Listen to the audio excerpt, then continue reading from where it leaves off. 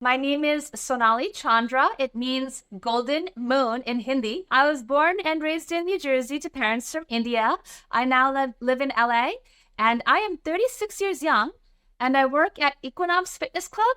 Plus, I also work in entertainment. I've been on reality TV. I've been on a number of different talk shows. Plus, I do hosting, stand-up comedy, modeling, commercial acting. Awesome. So you've done a lot of different things. It sounds like right now you're working at Equinox Fitness. And how much you make a year right now there? It's a part-time job. I work 10 hours a week, so that's 160. So it's minimum wage in LA is what? Is $16 an hour. Oh, sounds horrible to even say. So it's 160 times 4, whatever that is, times a month, and multiply that by 12. You can do the math. So about $8,000 a year, we'll call it. Yeah, I guess. Yeah, but like I said, it's a part-time job. And so that's not my sole source of income. And what are your other sources of income right now? I'm doing telemarketing fundraising for the Joe Biden campaign, not to become political at all by any means. But it's a remote job. That too is part-time and minimum wage. It's there I do about 16 hours a week. What else? So that's about 26 hours a week you're working there. There's I also work at events. I do event staffing. I'm constantly, even with the dual strikes happening right now in the entertainment industry, there's still some work out there, so I'm constantly applying. And that's my fluctuating income. I can't really give you a number because it does vary weekly and monthly, but those projects are a couple $100s at least. Some of them even thousands of dollars per project. I can't really give you an actual number for that, but between the Equinox job and the telemarketing job, that is what pays my basic bills, and everything else is bonus money, if you will. Okay, so you're bringing in, we'll call it $1,600 to $2,000 between the two part-time jobs. It's obviously before taxes are taken out. Right. And then you have rough ballpark on the other stuff. Is it $500 a month? Is it $1,000 a month from the event staffing type gigs? I would say between $500 and $1,000 a month. Okay. For working at events. Okay, so that brings our total gross income to somewhere in the ballpark of $2,100 to $2,600. Does that sound about right? Approximately. Mm-hmm. Anywhere from $25,000 to $32,000 a year in gross annual income. Does that sound about right to you? Affirmative. That sounds like it's not the easiest thing to live off of in LA. It is not. It is very challenging. It's a constant hustle. I don't use the word struggle. I use the word hustle. I'm constantly applying for more work. You know, I have a finance degree, so I'm actually applying as we speak. I've been applying to jobs in finance, real estate, because I used to work in those industries. I'm open to relocation. I don't want to move from LA, but I'll go wherever the work is. And, you know, look, I've been on camera many times already. I'm looking for a job actually as an in-studio news anchor or even a professional speaker. And listen, when you're at rock bottom, the only place to go is up. So I have faith in my ability. I'm sure something will happen soon. I'm very persistent, and something's got to click. Well, let's talk about your current situation, current financial picture. How would you rate yourself on a scale of 1 to 10 right now? 1 being horrific, 10 being picture perfect financial situation. I'm at a 3 right now. At a 3. And why do you describe yourself at a 3 right now? Because I do have massive credit card debt. I don't have any student loans. It's the credit card debt that's a killer. So that's what brings me down significantly. But then I don't state that I'm a 1 because I'm doing something about it. You know, I'm not just a lazy bum. I'm ambitious. Mm-hmm. I have a finance degree. I know what I want to do career-wise. So I'm trying to change my life around. I'm working on it. It's a journey. It's a work in progress. So that's why I'm saying I'm a 3 because like I'm not just complacent. I'm not lazy. I'm doing something about it to change my life around. Okay, good. So you're realize that, hey, we need to have some change in your life and trying to take action on that, which is always a good start to fix a problem. You have to identify there's a problem and you have to say, I want to make change. No one else can make that change for you. So exactly. Credit card debt. You said you have some credit card debt. What is the total amount of credit card debt we have right now? $98,000. $98,000? Correct. And I actually just enrolled with a debt settlement program. So I'm no longer even able to use those credit cards. So I'm just operating strictly on a cash basis. You should have been using those credit cards years ago to accumulate $98,000 worth of debt. How did you get approved to use that much? I don't even remember. You know, it's complicated. You sound very judgmental, Bailey. I don't appreciate your tone. Here's what happened. A year ago, I was on a TV show. It was a reality TV dating show. I hired a publicist. Now, you may have heard the saying, no risk, no reward. And so I took a risk. I hired a publicist, which was a very big financial investment, but it was worth every penny, I gotta say. They got me great press. It is a business. So I put that on that's about half the credit card debt. It really was. It was a business credit card. And so at that point in time, no one knew that the entertainment industry would be dealing with dual strikes. You know, the writer's strike began May 1st, and then the actor strike began a few weeks later, and now we're in mid-September, and both the strikes are still ongoing. No one ever imagined or thought that those things would happen, right? So then I'd become a victim of that. So that's what happened. And so I fell behind on my payments, and then every other industry is also in the dumps, whether it's real estate, finance, the corporate sector. I'm not going to go back to school and accumulate more student loans to become an engineer or doctor or something like that, nor do I want to become those things. But yeah, that's pretty much how it happened. Just a lot of factors outside of my control just started developing, and so like I've learned to just take it one day at a time, be solution oriented, and just keep my chin up, and that's the best thing we can do. Well, I want to dive into more on that credit card debt kind of as we go along, because I'm curious just where the remainder of that is, and we'll kind of discuss that here in a few minutes. Sure. But obviously that is a big pile of credit card debt to figure out. Yes, absolutely. You at least have the outlook and desire to get out of the situation. Let's talk about do you have any other debts? You said you no student loans. Do you have any other outstanding debts right now? No other debt. No. And assets. Do we have any assets at this point? Negative. No assets. Okay, so we have $90,000 worth of credit card debt, no assets, which would put your net worth at a negative $98,000 total.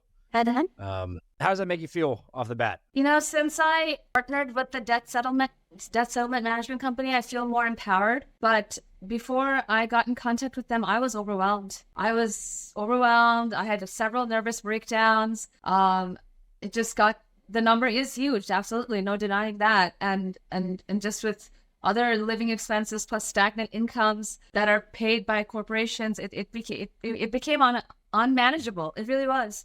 But so, like I said, about a month ago, I partnered with the debt settlement company, and so I signed a power of attorney agreement, and so they're managing all the credit card creditors calling me. They're managing all that, and they've negotiated a lower settlement amount. And then, on the flip side, I can't use those credit cards anymore, which is actually fine.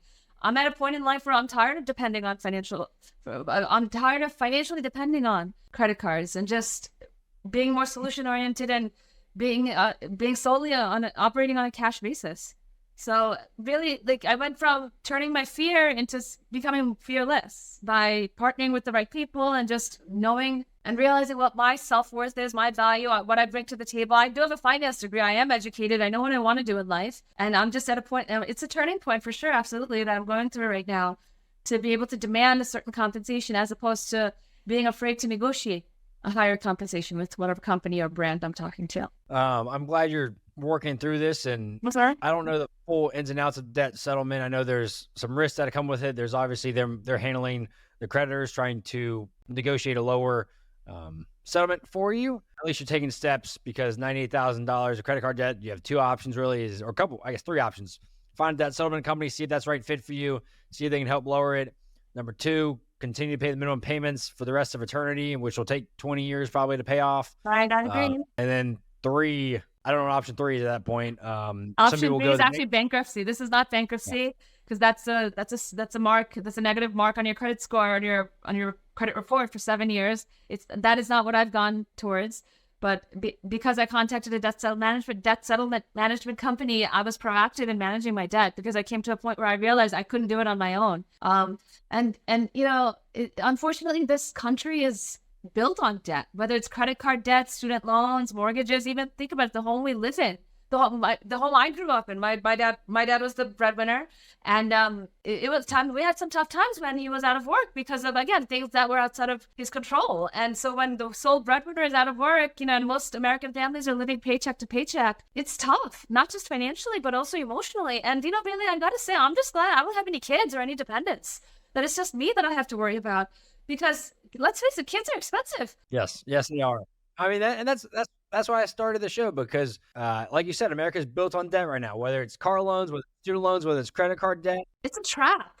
It really is a trap. And the only person that can change that is yourself. The only person that can take action, because as you see with student loans, the government can't forgive them. So you have the credit card debt. Credit card companies obviously want their money. Same with car loans.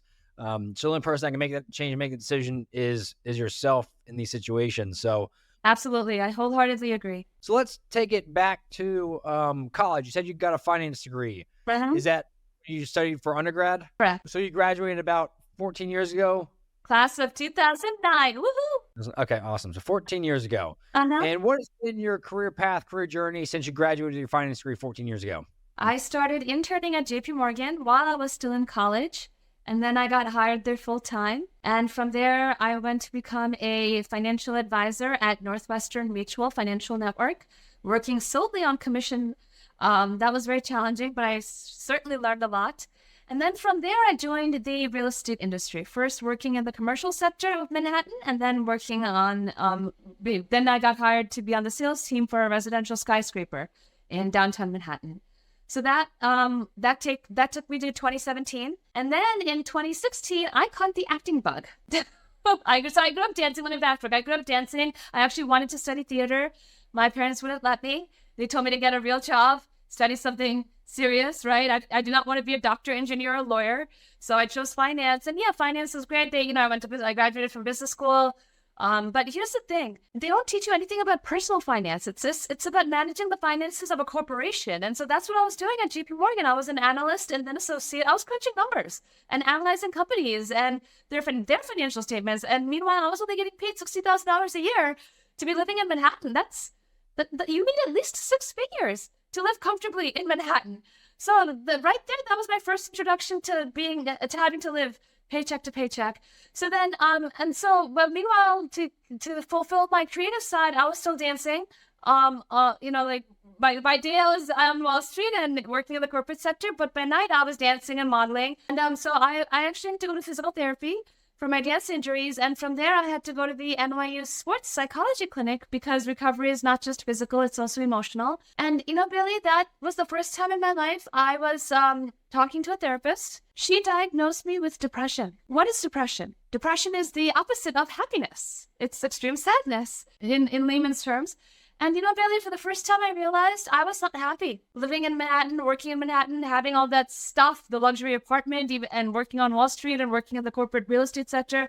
I was very unfulfilled. I was very unhappy. And I decided to, after I got my corporate bonus at the age of 30, I left my life in Manhattan behind. I quit my job. I broke my lease. I sold a bunch of stuff. I packed 3 suitcases and came to LA to pursue entertainment. And let me tell you, yes, financially it's been tough. Emotionally it's been tough. But my essence, my core, I'm so much happier now. Yes, I'm facing financial hardship right now. But listen, what doesn't kill you makes you stronger. And yes, and I'm just, why am I able to keep hustling and keep going? Because I love what I do. I believe in my ability to succeed in the entertainment industry. And so I've already garnered some success being on reality TV, but being on a bunch of different talk shows. Google my name, a bunch of articles that are factual will show up. But that's been my journey so far. So I've been in LA now for almost 6 years. And it's a journey, absolutely. It hasn't been easy, but it's passion that keeps me going. Yeah, I mean, I 100% agree. If you found yourself in a career field, in a environment that was taking a toll on you mentally and physically, you cannot sit there and just beat yourself to death in unhappy situations. So, and if money made us happy, money is important. Absolutely. This is a money podcast we're doing right here, right? Absolutely. No doubt. But with that said, I have to say, if money made us happy, then Kate Spade, Anthony Bourdain, Robin Williams, they wouldn't have committed suicide. I'm just being factual here. And then there's that's just 3 people, the 3 celebrities I'm not talking about right now. There's countless others, right? So life is about balance. Yes, absolutely, money is important, but we also need to be fulfilled and be happy. And I'm not talking just happy hour, because let me tell you, I've been to those many times. No, 100% agree. You have to find balance in life, things that bring you joy. To your point, money is not all happiness. There's a lot of celebrities that are battling depression, that are battling alcoholism, drug addictions, and you might have all the money in the world. It might look like a beautiful picture on the outside, but on the inside, there's things that are beating them up. So money is a component in life to be able to afford things, to be able to maybe live a less anxious life when you, if you are debt free and have. I agree. When I was 25, I met the CEO of, at that point, the CEO of MasterCard, Ajay Banga. He's also of Indian descent, just like myself. And he gave me some very profound advice. He said, and I'm paraphrasing, he said, no one knows how much is in your bank account except you. What matters is how you present yourself and how you treat and behave with other people. It's so true. That has been my mantra for life. And I was 25 then. I was even more broke. Here I was with the CEO of MasterCard. This guy's a multimillionaire, at least. But he has humble beginnings. He's an immigrant from India, just like my parents. But my parents, by no means, were billionaires or billionaires. We were a middle class family. But I carry that piece of wisdom with me every day. That no one knows how much is in your bank account except you. What matters is how you present yourself and how you treat and behave with others. Really, all that matters in life is how you treat people. Girls need to love each other, need to treat people with respect. Let's talk about your childhood growing up. You said your parents were born in India. You were born in New Jersey. What was your childhood like growing up in New Jersey? My childhood growing up in New Jersey was very interesting. At home, it was the Indian culture. At school, and I went to public school in New Jersey, it was the American culture. And so I was constantly toggling back and forth between the two worlds. At home, we spoke our native language of Bengali and also watched Bollywood movies. We ate Indian cuisine at home, homemade food every night. We listened to the music, wore the fashion and all that. But then at school, I had to speak English, and I actually had to take ESL, English as a second language, when I was in kindergarten or preschool. And I remember being the only Indian in my class up until maybe high school, I think. And it was challenging. It really was. Looking back, I don't know how I survived. Oh, also, I had glasses and braces growing up. So I dealt with a lot of self-esteem issues. And fast forward to today, how I look and feel is still very important to me. And so I don't wear glasses or braces anymore. But that was a learning experience, really. Growing up also, from a financial perspective, we, middle-class family, we had a 3-bedroom home in Central Jersey. My dad was the breadwinner. We had a mortgage. And then my father was in and out of work between 1999 and 2013, 14-ish, until he retired. And we had some financially tough times. We absolutely did. And the most difficult part was to save money. My father would lower the heat in the dead of winter to control the bill, and I would go to bed shivering. I got to tell you, Bailey, that was the most difficult part of dealing with financial hardship. And so fast forward to age 22, when I moved to Manhattan, when I found out rent included heat, I blasted that damn heat radiator, it's just going, I have to pay anything extra. But that was my life growing up, really financial. Everything was always too expensive. Like if it was a luxury, like we never really eat out at fancy restaurants. We didn't have a Lexus or anything like that. It was just very basic, ordinary middle class lifestyle. And I saw that growing up. I experienced that growing up. And also I just want to add, I've said this before. My father was the breadwinner, and my mom didn't go to college. She got married. That's just how it was for women back then. And my mother would ask my father for money, and he would 99% of the time say no, and understandably so, because that money had to go to basic living expenses.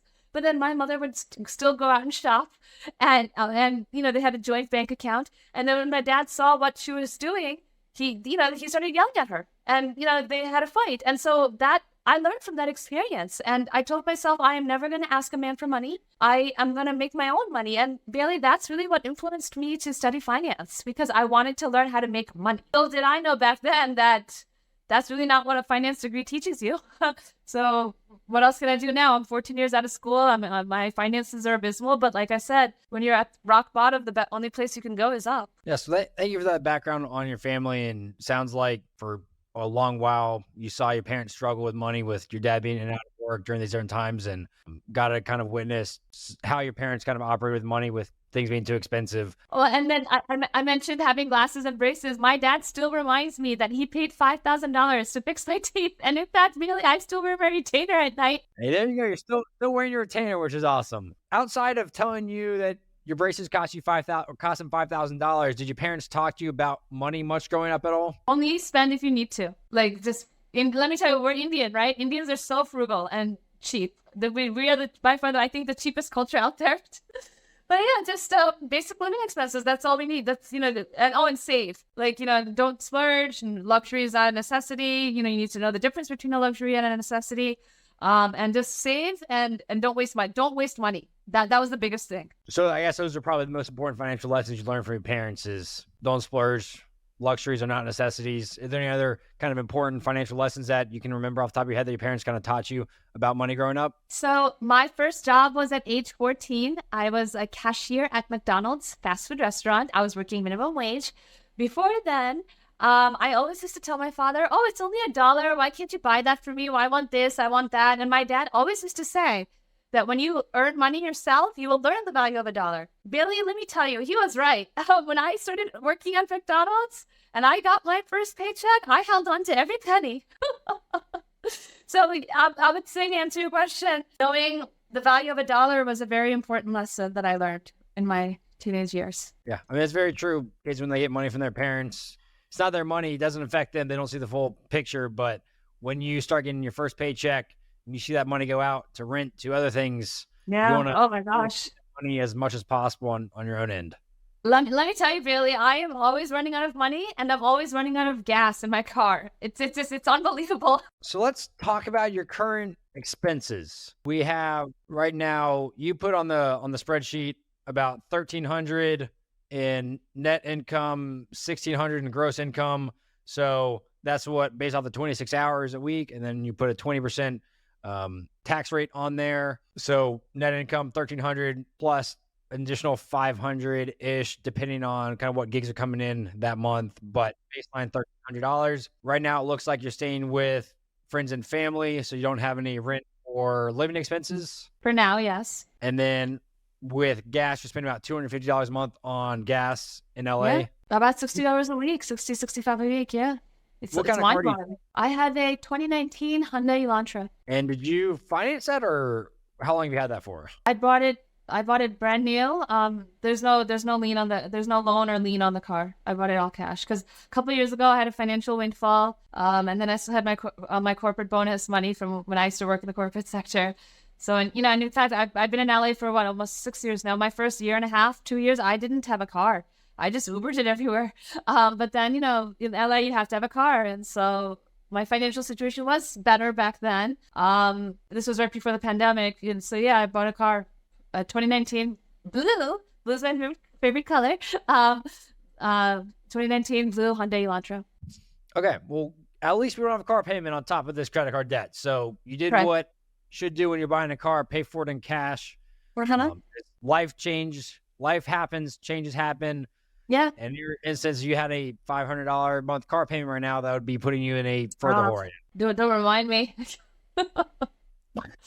So other expenses we have right now, it looks like the only other expense you put on here is personal care for $60 a month. So you don't have any subscriptions, no eating out, no entertainment, no gifts, no shopping, no travel. Nope. None of those right now? Nope. Non-applicable. Not applicable. Okay. So right now we're at $1,332 in expenses because we have the $1,022 a month in debt settlement payments, it sounds like. Mm-hmm. Correct. And then just gas and a little bit with personal care. So you're right at break even with both of those. Right. I told you I'm running out of money every month and I'm running out of gas in my car every week. So let's talk about the debt settlement program. So right now, have they already started negotiating stuff down and you're paying them $1,000 a month basically through this, or what's the status of that settlement program? Yep, that's how it is. I signed a power of attorney. They have the right to contact my creditors and negotiate on my behalf. So it's a 5-year program. They brought it down from $98,000 to approximately $65,000 or $66,000. I'm not accruing interest anymore. I can't use those credit cards anymore because the accounts are closed. I'm not declaring bankruptcy, but it is a debt settlement management program, and so I'm paying them approximately $1,000 a month for the next 5 years. Now, with that said, I am applying for jobs as a TV host, news anchor. I have the skills, the personality, the training, the look. Those are much higher income paying jobs. In fact, I'm working on changing my life around, like I've said many times before already in this conversation with you, Bailey. So I try not to focus on the problem. I'm more of a solution oriented girl. And yes, it's a 5-year program, but the way I'm hustling to get a job in media, I have a feeling, I'm confident I'll be out of debt by the end of 2024. Awesome. Well, hey, that's the attitude you have to get out of debt. Is you have to be positive. You have to be taking action. And if you got this taken down from 98,000 to 65,000, and that obviously saves you a lot of money. Interest stops accruing, and if that debt settlement company is working wonders for you, then that can help you get out of a lot of things. Obviously, there are some risks of debt settlement companies. I don't know the whole ins and outs, but they've already. I had to do my research. It's not all plain and simple. This was a brand new territory for me. And let me tell you, I'm at a point where I'm talking about this openly, right? But like 10 years ago, I never would have thought to talk about my finances in such a vulnerable fashion. But with that said, because I don't know anybody personally who had gone through a debt settlement management company, so I had to do my research. And so this was actually the company I signed with.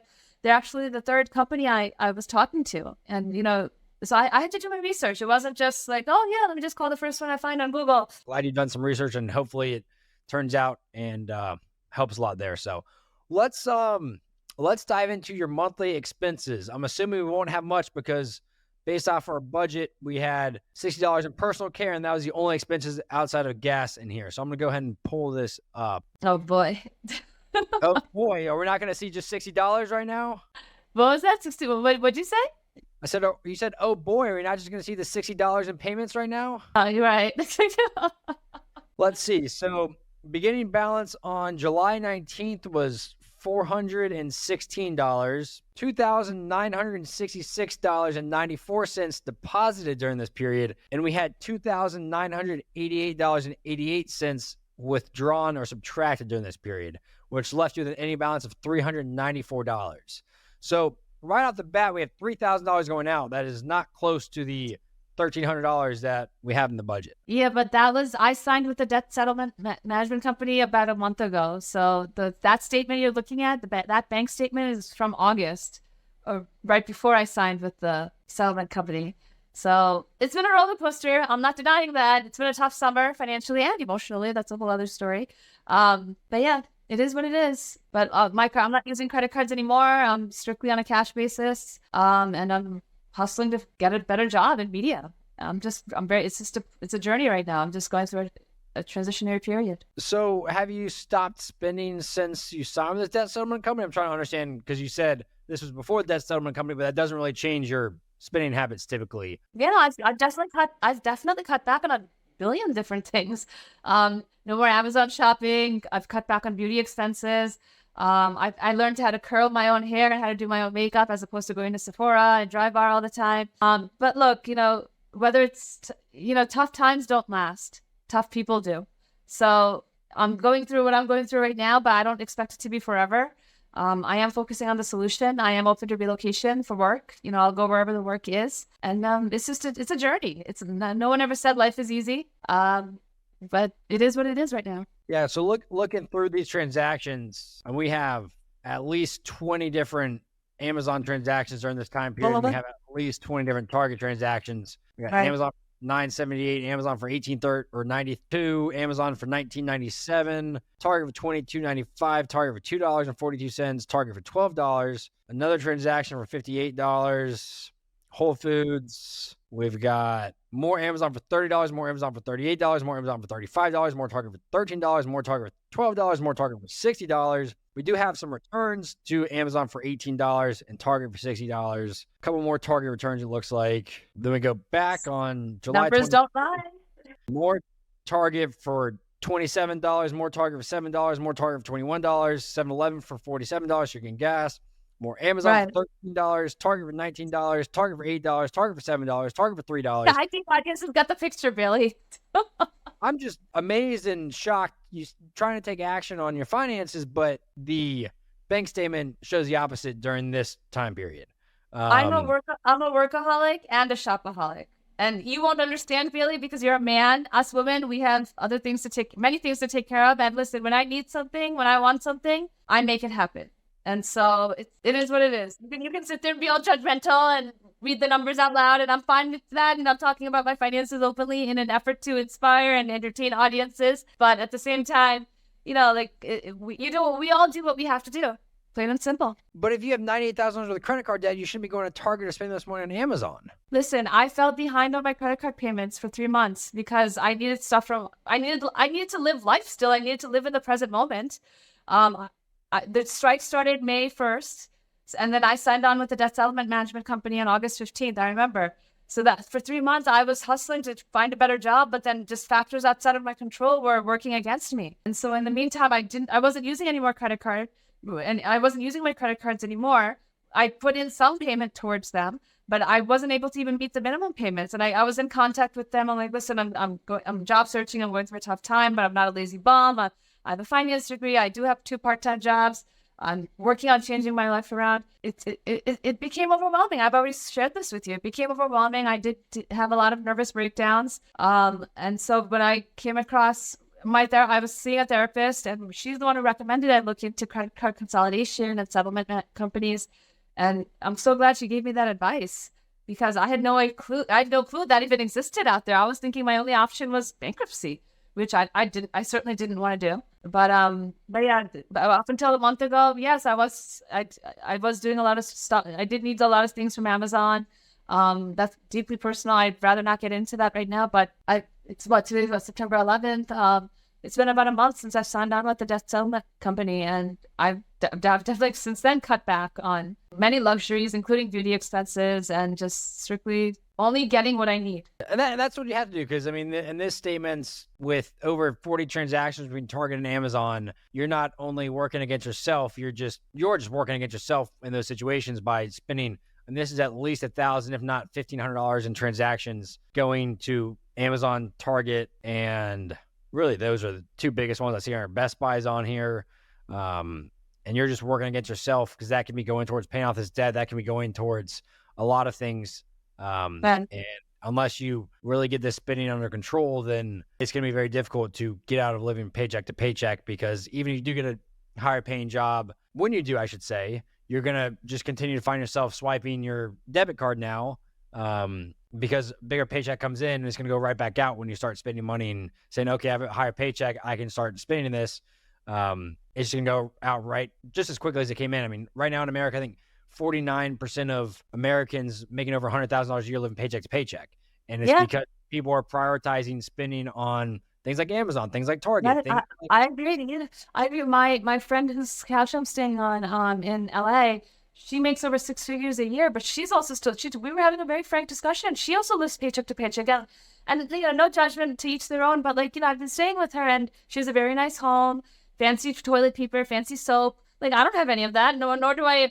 And even when I do become a millionaire, I don't think I'll ever want any of that to spend. I don't even know how much your fancy soap costs. It's soap, it's gotta. All I need is to wash our hands, and then it'll go away down the sink. It's just, but it's a matter of preferences, and no judgment. I'm grateful to her for letting me stay on her couch. But you, to your point, so people make 6-7 figures a year. They're also living paycheck to paycheck. When I get to that point, I don't think I will, because I've struggled for so long. Those habits are just ingrained in me. I've made do with whatever little income I have had all these years. And I've also realized, stuff doesn't make us happy. What we do makes us happy. For me, dancing, exercising, being with the right people, that's what brings me happiness, not stuff. Not like fancy toilet paper and fancy soap and all that kind of stuff. No. But again, everyone's different, to each their own. Do you budget your money? Do you track your monthly spending at all using like a platform or Excel spreadsheets or anything? Yeah, I do. I have an Excel spreadsheet. I do keep track of where my money is going. Absolutely. Okay, good. Because if you don't track your spending, you never know where it's going, and you have to be intentional whether you're making money right now or you're not. If you're not tracking your spending now, it's going to, like I said, just going to disappear just as quickly once you get a higher paying job. Right. And you need to be really cutting the bare bones out. And I hope you have over the last, I guess it's been about 3 weeks since the statement ended. I hope you're not spending money on Amazon, on Target, things like that are not truly necessities, that are right. Clothes on your back that doesn't mean you need a new outfit for something. It means if you have holes in your shoes, okay, go buy the cheapest shoes you got. Right. Doesn't mean go buy something on Amazon for fun. It means, okay, you need food and you have a roof over your head because your friend's being very nice right now.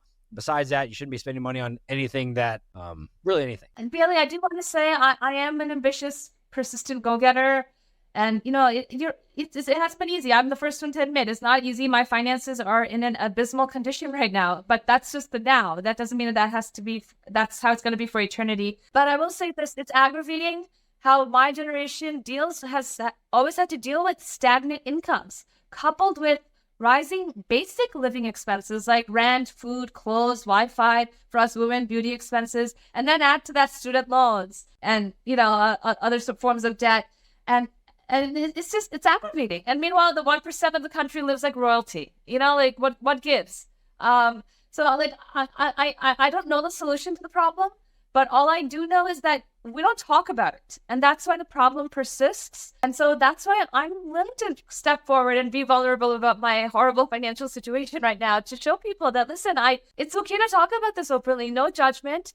And I want to be the one to vocalize this massive problem in modern day America, because it really is a problem, especially for people with kids and dependents. It's mind-boggling. I don't disagree. I mean, wages growth has been slow and cost of living is rising. But at the same time, if you look at in any zip code and you find someone that's living paycheck to paycheck, I can promise you can find someone that is making 20% less money than them that is not in debt and is living a debt-free life. And that's shown time and time again. Dave Ramsey, if you know who he is very well known in the world of personal finance because he's helped millions of Americans get out of debt. And these are people from across the country, different zip codes, different income brackets. And I mean, you see people that have paid off hundreds of thousands of dollars of debt that are nurses, that are teachers, that are everything else in between. And I think his study of the largest study of millionaires in the country are one of the top 5 career fields of teachers, and teachers don't get paid much at all. Right. But they live below their means and they invest a difference, and that really just helps over time. So I do agree and understand that, hey, cost of living is rising. Inflation's been running rampant the last couple of years, and income has not grown as quickly. But at the same time, people, especially Gen Z, I'm a Gen Zer, millennials, people are prioritizing those car payments, or they're prioritizing going on trips and putting that on a credit card, or they're spending all this money on necessities, saying they're living paycheck to paycheck, but they're willingly doing that because they decided to go buy $50,000 Mercedes and finance $1,000. I have a friend, actually, she works at Equinox. She helped me get the job at Equinox. She has she's my age, single lady, no dependents. She told me she has $70,000 of student loan debt. But then Bailey, she spent $5,000 to go to her friend's wedding in Italy, Yeah, no, and listen, I don't travel much, and if my friend is getting married in Italy, she should be paying my airfare and accommodation. It's her decision to get married in Italy. Why should I foot the bill? So, again, no judgment, to each their own, but that's just and I love her. I love my friend dearly, but that's just a case to your point.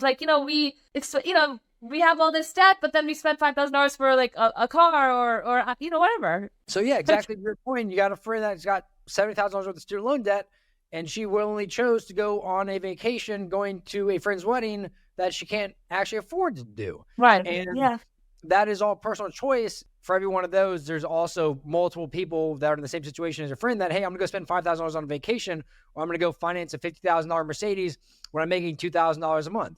And that is just digging yourself a foot. And the issue with that is because personal finance isn't taught in the world. It's not taught enough in schools. It's not taught enough in colleges. You got a finance degree, but you didn't have a personal finance class. I was fortunate. I took a personal finance class with Dave Ramsey when I was in high school, and that's what started me on my personal finance journey. And without that, I would have definitely gone through college. I studied finance in college as well. And yes, it's all about business income sheets, balance sheets, a lot of different stuff on the business side. When you study finance in college, it doesn't talk about personal finances. It doesn't talk about credit card debt. It doesn't talk about car loans. It doesn't talk about how to budget, how to prioritize spending in your life. And that is a big issue in this world. And that's why I started this channel, because people don't have to live paycheck to paycheck. Like I said, in your zip code, I can guarantee you there's at least one person that makes 20% less money than you that is not living paycheck to paycheck and is not in debt. There might not be hundreds, or might not be 50% of the zip code, but I can promise you there's someone there that is understanding the basic principles of finances, living below their means, and they're making that choice to do it. And that means they can't go on those fabulous trips. They can't go to Bora Bora. They can't fly first class, or they can't buy that Gucci bag. but everyone has the same ability to decide what matters most in life with expenses. Obviously, healthcare expenses or some different things in life kind of have to do kids. But when it comes to the non-essential side, a lot of people willingly make the choices to spend on things that they can't physically afford to spend on. It's a journey. It really is. And you know, I gotta say, Billy, if I had to do it over again, I probably would have skipped college. I don't use my degree. You know, I tell, but my dad wanted me to go to business school for my MBA, and you know, and I didn't want student loans to add to what I have, you know, but I just tell folks I have a bachelor's of finance from Rutgers University, and I have an MBA from the School of Hard Knocks, and MBA stands for Massive Bank Account Manifestation. Woo! There you go. That's a positive attitude to have. Let's talk about the credit card debt real quick. 50,000 of that was hiring a PR team, it sounds like, for reality TV show. Right. To go garner press for me, correct, because of my TV show from last year. And what was the return on that? Was there any return from that? Like, what was... Absolutely. You Google my name, I have a ton of press out there about me. And that was all because of the work of the publicist. It's a business. I learned. They pit. Look, I had a consultation with them. I did my research when hiring them. It's a risk. It's an investment and it's a risk. They told me from the get-go, nothing's guaranteed. But I took that risk, and that risk paid off. If you Google me, there's tons of press about me out there, and that was all because of the work of the publicist. And I don't have any regrets. We live in a digital society. If you don't have any sort of media footprint or social footprint, especially working in entertainment, you're nobody. And you know, like, yes, I'm going through a rough patch right now, but nothing's forever. And I truly believe within a year I'll be able to recover. And because I have all that press, I'm able to leverage that and pursue the opportunities I am pursuing, such as in network, such as becoming a news anchor or a speaker. It's because it's called proof of concept in the entertainment industry. I'm able to use that press to make more things happen. So yes, that's pretty much half my debt is because of I hired publicists, but I have no regrets whatsoever. But spending $50,000, you got to have some sort of ROI, some sort of revenue to come off that to have the goal. So were you going into that with, hey, I'm going to spend $50,000 and hope I get an ROI 10 years down the line? Or what did you go with that? Because looking at it from a plain mathematical equation, we put in $50,000 and that equated in $50,000 worth of credit card debt, mathematically justifiable in terms of investment into return. Because you put in $50,000, you got zero out currently. But listen, it was an investment. It wasn't a spending situation. It was an investment. It was and no risk, no reward. I have it's called EPK, electronic press kit. That is what I got in that $50,000, and that I'm leveraging that to make more stuff happen for myself in the entertainment industry in a post-strike world. You know, it's a matter of mindset. Money is a mindset. It really is. You know, everybody spends differently. Everybody spends what they value. Everybody spends their money based on what they value important. And for me, about a year ago, that's what I considered important. And you know, entertainment is by far one of the most cutthroat, competitive industries ever. And you know, my parents were immigrants. Nothing was ever handed to me. I'm not known as someone's daughter. I just certainly didn't marry into money or the showbiz or any sort of showbiz family. So I did what I had to do, and yeah, financially, again, absolutely, I'm going through a rough patch right now, but it'll pay off. I have faith. I don't disagree with starting a business. When trying to grow a business, you have to invest, you have to take some sort of risks, but it has to be calculated risks. I mean, I've had my fair share of mistakes in business. I've had my fair share of successes in business as well, but I've also learned from the mistakes. And spending $50,000 on press is a very high risk, low reward, in my opinion. You're entitled to your own opinion. Let me tell you something, Bailey. I have another friend in the entertainment industry. She's also of Indian descent. She's a bit older than me. She spent $50,000 on her daughter's wedding. And let me tell you, Indian weddings are like a week long. So she spent it on a party, if you will. And she was going to actually take that money and put a down payment on a home in Texas because she was going to retire there. She's still renting in LA. So it's a matter of choices, right? $50,000 for a 7-day wedding party for her daughter versus a down payment on a home, on a retirement home. So everyone deals with those give and takes. Did she put that on a credit card? Is it debt, or did she have the cash to pay for it? I'm guessing she was an engineer before, so I'm guessing it was cash. No, but I'm guessing also it is cash because she was gonna she was gonna put it on she was gonna use it for a down payment on a home. So that's I guess my point is, like, if you want to spend $50,000 and you have the cash paid for it and you want to take that risk, that's one thing. But over here, leveraging credit card to do that is what essentially is putting you in the situation of having $98,000 of credit card debt. Well, it is what it is right now. We can go back and forth about this. I work in entertainment. My dream is on camera, and I did what I had to do a year ago. And yes, I'm paying the price now, but the damage is done, and I'm just working on a solution right now. So, what would you suggest to anyone right now that's spending money on PR right now? What would your advice to them be? I would say, barely, there's 2 strikes happening right now in the entertainment industry. Everything is at a standstill. No studios looking at any new work to develop new content. I'm actually looking for new representation. That's even challenging because, again, there's no work. What's an agent going to submit me for? Everything right now for 4 months now, it's just at a standstill. So the best thing we can do is just wait. And so I would say wait. A year ago, the industry was very different. My show, I filmed my show last May, and then it started streaming last September in 2022. I hired the publicist in July of last year because it was a 3 or 4 month campaign. And that's another thing I want to say. I only hired them for a couple months. Right now, it's called being on hiatus with them. And they're great. They're part of my team. They're part of my journey. But there are celebrities out there, and I'm who have them, who retain them for year round, and that's like at least a 6-figure cash outflow, if you will, on a yearly basis. I only hired them for a couple months, and because that's all I could really afford. And because I was only on one show, and I'm working on other ideas, and I'm also waiting for the strikes to end so I can pitch my ideas to big studios and make more content to inspire and entertain audiences. Yeah, I mean, 2 things. You kind of contradicted yourself with, that was the only amount that I could afford when you hired the PR team for a couple months, but you can't afford it if you put it on a credit card. But I think with PR, no risk, no reward. I never suggest to my audience, to family, to friends, putting stuff on credit cards with risk is very high risk and typically eats people in the butt. So, well, your audience, and I do agree with you. I do, but I did what I had to do, and so your audiences can learn from my mistakes. That's why part of the show. And I appreciate you being transparent about it because this is, and I fully understand. Hey, let's be trying to build a business. Let's try to get your name out there, grow your career. But it's figuring out how can you do that in a calculated way. And I think the best thing that's happening to you right now is, hey, you got to operate on a cash basis, so you can't go and accumulate more credit card debt. Right, I agree. It's made me reassess like my habits, my value, and it's forced me to spike my own confidence to negotiate higher compensation with the companies I'm talking to about job opportunities. Absolutely. It's a journey. It's a reawakening. It's a rebirth. Really, it truly is. Well, let's talk about the other $50,000 of the credit card debt, because half of it's from the PR team. What is the other half from? Because that's still a lot of debt. Living expenses. I've been working at Equinox for almost 2 years now. So that's always been a part-time job. Right now, I'm only working 10 hours a week. But before, I used to work about 30, 35. That's a whole other story, why my hours got reduced. But then just living expenses, rising gas prices.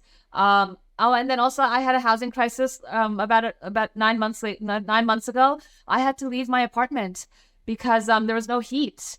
And so after that, I started doing Airbnb because LA landlords are just monsters. And I know that for a fact because I used to work in New York City real estate, and New York City real estate for tenants is regulated, and tenants are protected in New York City.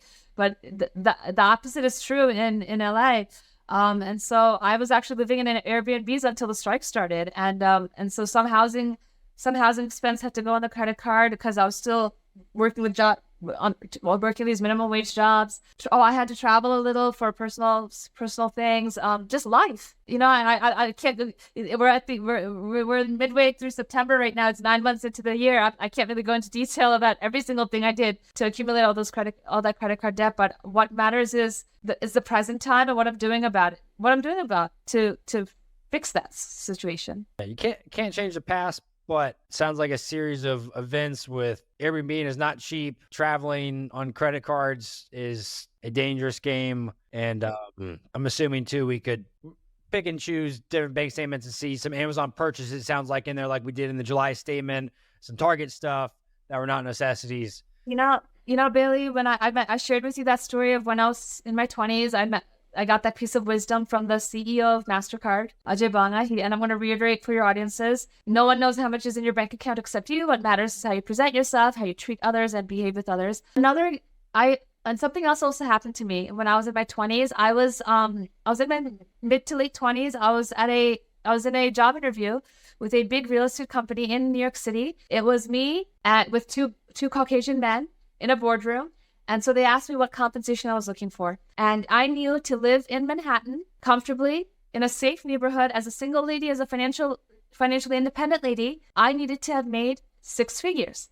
Now, I did not quote them 6 figures. I said $80,000 a year. The guy laughed at me. He got up and he told me, there's the door. And then he walked out. They both walked out. Bailey, that was a very traumatic experience for me, which I'm still reeling from, because I realized that no company will pay more than they legally have to. Since then, I'll admit, I've been afraid to negotiate my salary, my compensation, because I don't want that whole situation to happen again in my life. And so when I finally did get a job with a residential real estate company, that was my final job in Manhattan. I worked there for 3.5 years before I moved to LA.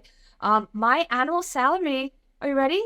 It was only $50,000 a year, and that's what they offered me. And really, I was afraid to negotiate because I needed a job, and I was afraid that if I tried to make it 60 or 70,000, they'd hang up on me and just go find the next candidate who would do it for 50,000. Yeah. And so I've dealt with that situation over and over and over again in my life, and that too is very aggravating for me. And I'm at a crossroads in my life right now that I can't let that get to me. I'm not gonna let a man, especially, tell me that he's not going to pay me $80,000 a year. That man can take a hike. But that's just really been my journey. It's unfortunate, and I like I said, I can only be happy that I only have to take care of myself. I don't have to worry about someone else. But no one said life is going to be easy, right? That's what it's called, the school of hard knocks. Life is not easy, and if you look at someone and think their life is easy, you don't know the ins and outs of their life, because no one's life goes according to plan.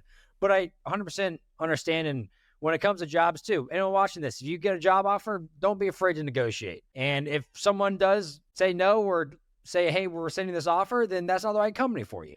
But you should always stand up for yourself, stand up for your worth, stand up for what you think your value is. And they offer you 55 and you counter at 60, and a lot of times they'll say yes, a lot of times they'll say no, sorry, we can only do 55. And at that point, you can choose to accept it or not, but at least you tried and had the chance to try to negotiate it. So don't be afraid to do that, and stand up for yourself. So I agree. Absolutely. Let's I got a couple of questions for you to wrap this up. What's one thing you wish you knew earlier about personal finance? I wish I had the confidence to negotiate my compensation. I that just never was taught to me, and I'm still learning that skill at the age of 36.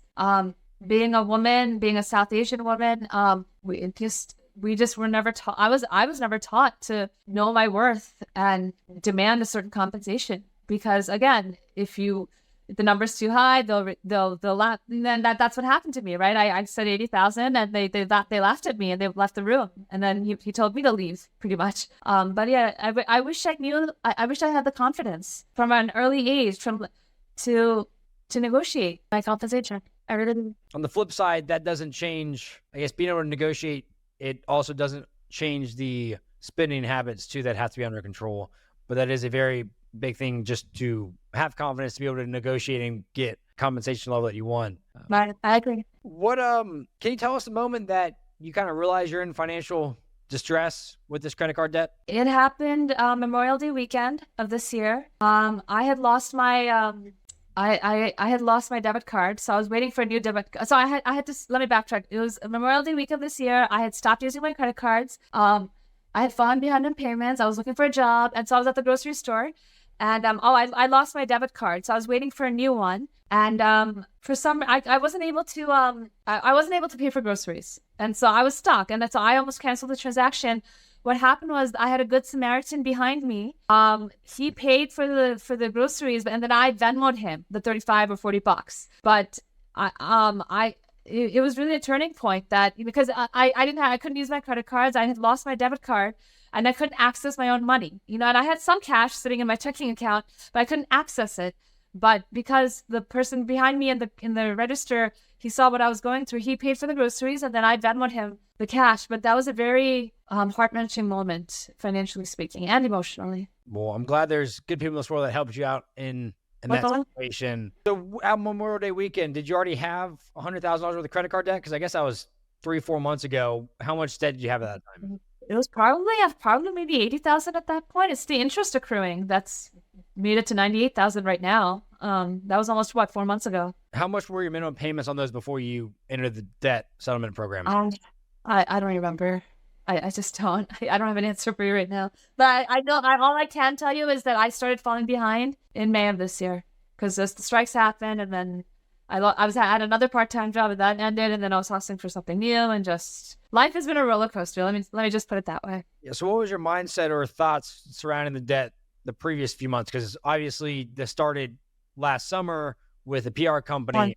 So from last July or August when you hired this company to do the PR for you till now, that debt grew from $50,000 to $100,000. But what were you doing in the last 12 months, or were you doing anything to try to pay this debt off quicker, or you got a plan? In entertainment, it's a constant hustle, meaning you're constantly applying for work. And so that's the only thing I can do, just applying for work, networking, building my network, building contacts and professional relationships, and just hoping somewhere soon down the line something clicks. And so that's what I've continued to do and will doing.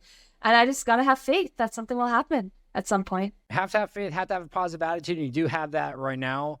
You gave yourself a 3 on a scale of 1 to 10. I'd put you a little lower than that because of your current income situation, but your attitude is probably one of the best I've ever seen with $100,000 worth of debt, because you're smart, you have a finance degree, you can do this. It just is a matter of getting a higher paying job is first and foremost priority it needs to have to. Stop spending money, stop shopping on Amazon, delete your Amazon account, delete Target from your life.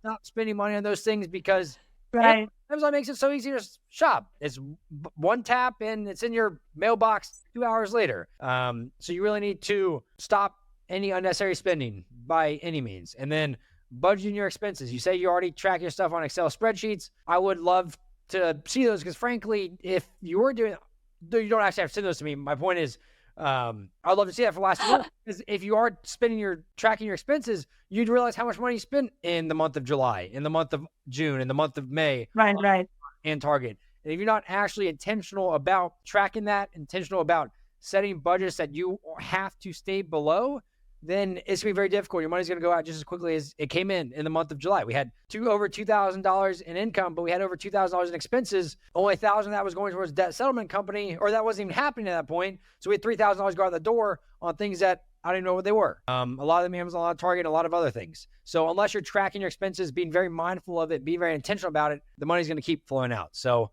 I agree. I agree. You understand and know your priorities has to be getting a higher paying job. And then you got to cut all these expenses out of your life that are not necessities. Keep it to the bare bones as quickly as possible. Stay on your friend's couch as long as possible, or other family and friends where you don't have overhead living expenses. Do not go and finance a new car. I'm glad that you have a car that you paid cash for. But you really have to be hustling to get more hours at work, get higher paying jobs. I agree. To be applying to 10 other jobs, 15 other jobs a day. I saw something on LinkedIn the other day. And this individual was applying to 15 different jobs a day, at least for, I think it was like 6 or 7 weeks, to be able to get a job offer. And if you're not doing at least 15 jobs a day, at least 10 jobs a day, 15 might be a lot, but 10 jobs a day, it's be very difficult. They applied to over 400 jobs. They got, I think, 20 interviews out of those 400. So the rate of interviews to applications is so low, and they got 2 job offers out of those 400. So it's a numbers game. It really is. It is. It truly is. People think, okay, I'm going to apply to these 5 jobs and I hope I get one of those. It's not how the hiring environment is working right now. There are millions of Americans looking for jobs. There's millions of Americans that are in the entertainment space that no longer have work because of the strikes. They're flooding to other industries. There's other industries that have tech layoffs everything this year that are applying to jobs. So it is a numbers game at the end of the day. If you're not applying to dozens and dozens of jobs a week, it is going to be very difficult for you to find that one perfect job. So no, I work at Equinox, and I've met a lot of movers and shakers, people with deep pockets, supposedly. I've heard stories about producers in the entertainment industry who are unable to pay their $16,000 a month mortgage. That's insane. Like, what kind of home is it that is $16,000 a month in mortgage payments? That's what I want to know. Yeah. But it's all relative. It's all, that's what I mean. Like, for me, it's my financial situation. It only affects me. I don't have any dependents. I don't have I don't have to deal with a mortgage or rent over my head. But there are people out there who have it worse, and it's unfortunate. And the only thing you can do is just to move forward, onward and upward, keep your chin up, and just be solution oriented. Sonali, you're spot on. Have to be solution oriented, have to take action, and really do appreciate you coming on here, being transparent about everything about your finances. I hope that you continue to hustle and you'll get a job soon. That'll be higher paying. I hope that you budget your money, track all your expenses, cut all unnecessary stuff out, and start figuring out your financial future from there, getting this debt paid off. Like you said, your goal is by the end of next year. I think you can do that. Once you get a higher paying job, then keep your bare bone expenses as low as possible, and let's clear this debt off first. And then once you do that, okay, let's start figuring out the next steps. Is it probably building up an emergency fund of 3 to 6 months of expenses, moving out on your own, start investing money in the future, and start living life and not have to worry about money when it comes to debt and debt payments. So I know you can do it. You're smart, you're intelligent, you're willing to do that, which is the best thing in the world. A lot of people have debt and they just want to make the minimum payments and they want it to just disappear. From this conversation, you want to make change. You want to move on, focus on the future, and focus on getting out of this. And the only thing they can do from here is take action, applying to jobs, cutting your expenses down to the bare bones, and paying this debt off as quickly as possible. So agreed. And in your ability, when there's a will, there's a way. So yippee! Exactly. So Sonali, well, thank you so much for your time today. Thanks for coming on here. Really do appreciate you being transparent and open. And I'll send you over some different resources too for you to take a look at after this. If you haven't watched Dave Ramsey's stuff before, or haven't listened to Ramit Sethi or any of these other people that I'll send you, check them out, continue to educate yourself about personal finances, and start taking action. So sounds good. Let's do it. Let's make it happen.